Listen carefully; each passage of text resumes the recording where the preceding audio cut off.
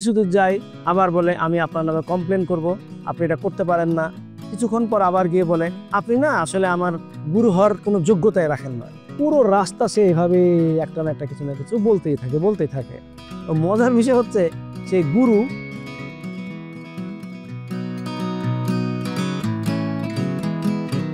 আজকের গল্পটা দুইজন সন্ন্যাসীকে নিয়ে, একজন বড় সন্ন্যাসী আর একজন ছোট সন্ন্যাসী।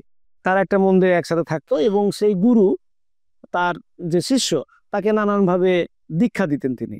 তো একদিন একটা প্ল্যান হলো যে তাদের যে মন্দিরটা, এই মন্দির থেকে দূরের গ্রামে একটা মন্দিরে তাদের যাওয়া লাগবে।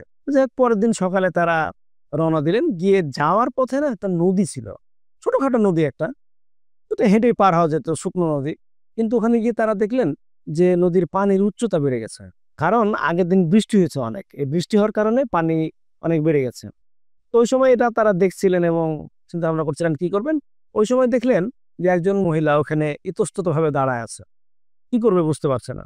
সেই সময় সে মহিলা ছোট সন্ন্যাসীকে গিয়ে বলল, বাবারে, তুমি যদি একটু কষ্ট করে তোমার ঘাড়ে আমাকে তুলে নদীটা পার করে দিতে আমার খুবই উপকার হতো। আমি না সাঁতরেও যেতে পারবো না, আবার হেঁটে তো যেতে পারবোই না। এই কথাটা যখন ছোট সন্ন্যাসীকে বলা হয়েছে, সে একদম ক্ষেপে গেছে, ভীষণ রাগ করছে। বলছে, আপনার এত বড় সাহস! আপনি জানেন আমি কে? আপনি আমাকে বলেন আমি আপনাকে ঘাড়ে করে নদী পার করে দিব? আপনি বলেন কিভাবে? আপনি চিন্তা করেন কিভাবে? এই মহিলা তো খুব অপমানিত বোধ করেছেন এবং বলেছেন, বাবারে, আমি এমন কোনো বড় আবদার করি নাই যেটা তুমি পারবা না। আর একজন মানুষ যদি আরেকজন মানুষকে হেল্প করে, এটা তো ক্ষতির কিছু না, এটা তো ভালো। তো এই ছোট সন্ন্যাসী আবার উত্তেজিত হওয়ার মতো অবস্থা।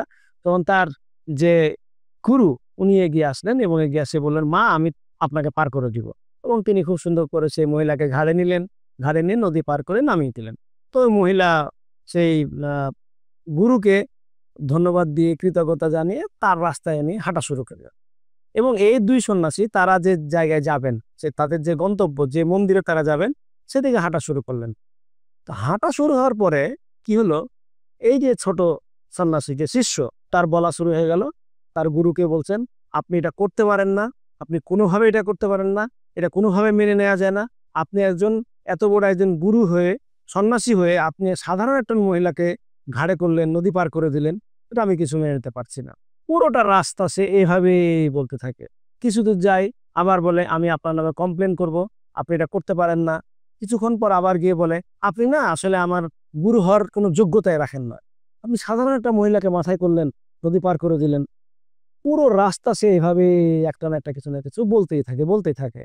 ও মজার বিষয় হচ্ছে সেই গুরু একবারের জন্য কিন্তু তিনি মুখ খোলেন নাই, কোনো উত্তর দেন নাই। এবার নিজ দিকে মুখ করে হাঁটছেন তো হাঁটছেন। তো তা যা হোক, তারা সেই মন্দিরের কাছাকাছি চলে আসছেন। তো ঢোকার আগে আগে সেই ছোট সন্ন্যাসী আবার বলছে, আমি আজকে কমপ্লেন করব এবং আমি এটা নিশ্চিত করব যে আপনি আমার গুরু হিসেবে থাকতে পারবেন না।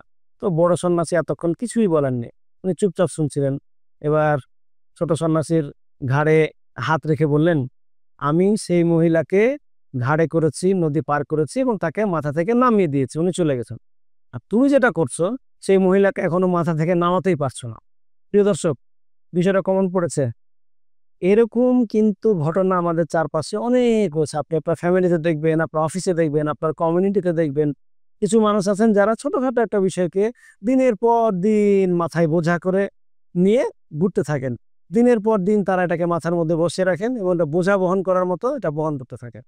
এরপর থেকে যারা এরকম কাজ করবেন, আপনি যাদেরকে দেখবেন যে তারা এরকম ছোটখাটো সামান্য বিষয় মাথা থেকে ফেলতে পারছে না, বের করে দিতে পারছে না, তাদের এই গল্পটা বলবেন।